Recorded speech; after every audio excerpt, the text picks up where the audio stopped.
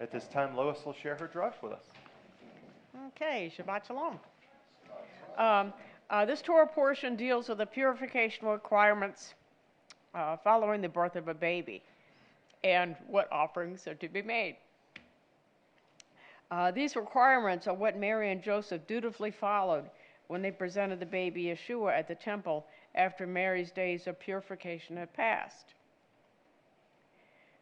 The offering they brought, 2 young pigeons, tells us they were not wealthy, but the offering was nonetheless acceptable. And that's in Luke 2. Simeon, a just and devout man who was waiting for the Messiah to appear. God promised him that he would see Messiah before he died. And he was drawn to the temple just at that moment when Yeshua was brought in. God had promised him he would live to see Messiah, and he gives a beautiful prophecy and thanksgiving about the child.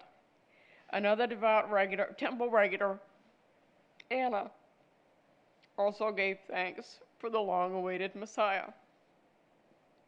When Mary and Joseph had performed all according to the law of the Lord, they returned to Nazareth, where Yeshua grew and waxed strong in the spirit and filled with wisdom. The backstory of the Haftorah is that because the Levitical priests had offered sacrifices to idols and caused Israel to fall into sin, God removed them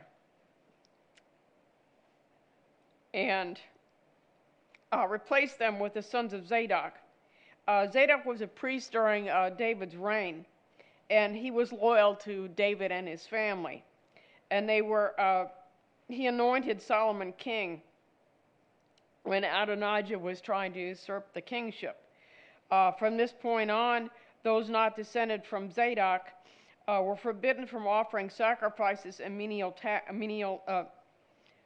they were prevented from offering sacrifices in the temple, and instead they were relegated to be keepers of the house, to slaughter the sacrifices and other menial tasks.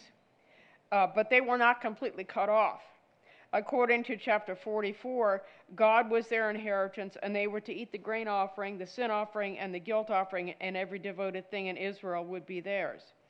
The first fruits of the land and the first of their dough were to belong to the priest to cause blessing on the house. To me, this is a picture of someone who knows God and knows better, but goes out on their own way intentionally. God didn't cut the priests entirely off, but there was a price to be paid. The princes mentioned in verse 16 were to be keepers of the sacrifices brought to the people to be offered at the appointed time. They were to have honest scales, and their obligation was to present the burnt offerings, the drink offerings on the feast days and on Shabbat. God charged the princes with collecting the offerings the people brought to them for the temple sacrifices, and to be faithful in their duties, and not to take of the people's inheritance. So there was no eminent domain laws involved here. The Brit Hadashah portion gets into the minds of the chief priests and the scribes. They saw Yeshua and his followers as a threat to their very existence.